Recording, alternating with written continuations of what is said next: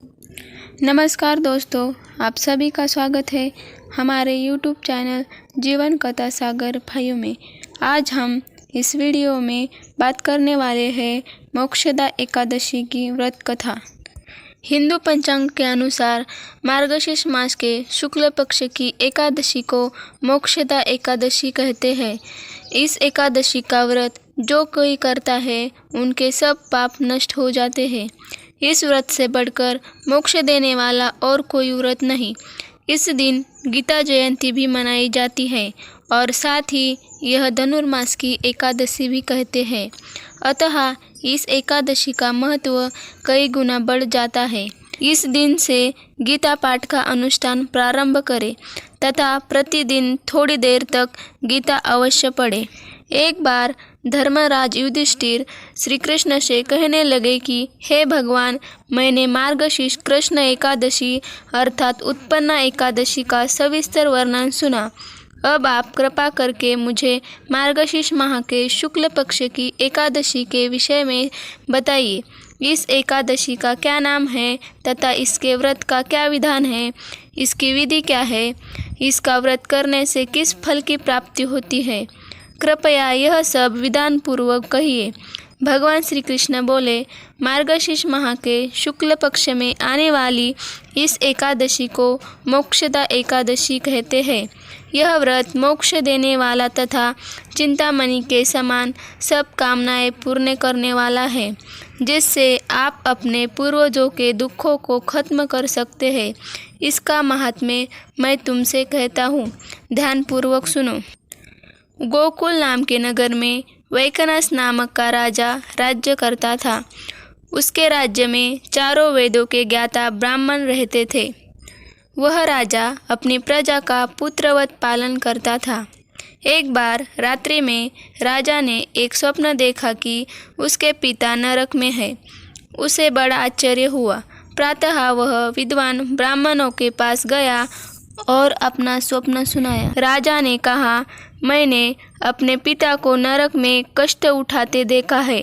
उन्होंने मुझसे कहा कि हे पुत्र, मैं नरक में पड़ा हूँ, यहाँ से तुम मुझे मुक्त कराओ। जब से मैंने ये वचन सुने हैं तब से मैं बहुत बेचैन हूँ।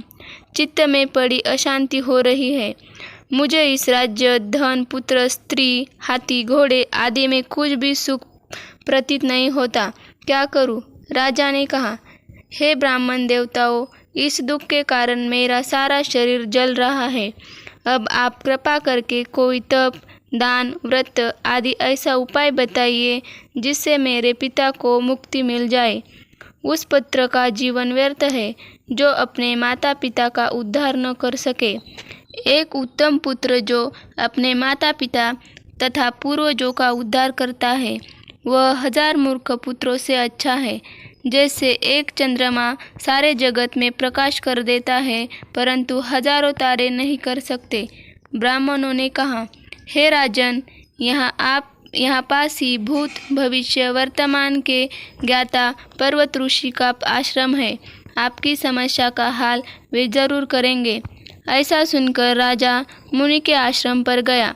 उस आश्रम में अनेक शांत चित्त योगी और मुनि तपस्या कर रहे थे। उसी जगह पर्वत मुनि बैठे थे। राजा ने मुनि को साष्टांग दंडवत किया।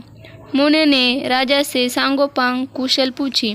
राजा ने कहा कि महाराज, आपकी कृपा से मेरे राज्य में सब कुशल है, लेकिन अकस्मात मेरे चित्त में अत्यंत अशांति होने लगी है। ऐसा सुनकर पर्वत मुनि ने आंखें बंद की और भूत विचारने लगे। फिर बोले, हे राजन, मैंने योग के बल से तुम्हारे पिता के कुकर्मों को जान लिया है। उन्होंने पूर्व जन्म में कामातुर होकर एक पत्नी को रति दी, किंतु सौत के कहने पर दूसरे पत्नी को ऋतुदान मांगने पर भी नहीं दिया। उसी पाप कर्म के कारण तुम्हारे पिता को नरक में जाना पड़ा।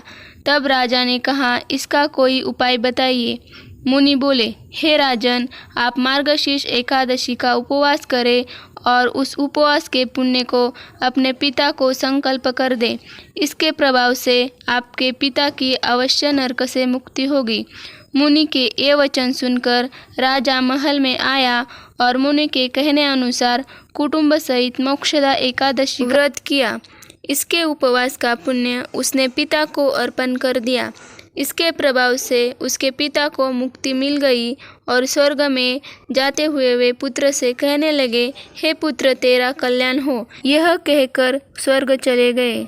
मोक्षदा एकादशी के दिन ही भगवान कृष्ण ने कुरुक्षेत्र के मैदान में अर्जुन को गीता का उपदेश दिया था। इसीलिए इस दिन को गीता जयंती के नाम से जाना जाता है। इस दिन उपवास रखकर श्री हरि के नाम का कीर्तन गीत करते हुए रात भर जागरण करें। ओम वासुदेवाय नमः। अगर आपको हमारा वीडियो पसंद आए तो चैनल को लाइक, शेयर एंड सब्सक्राइब ज़रूर करना।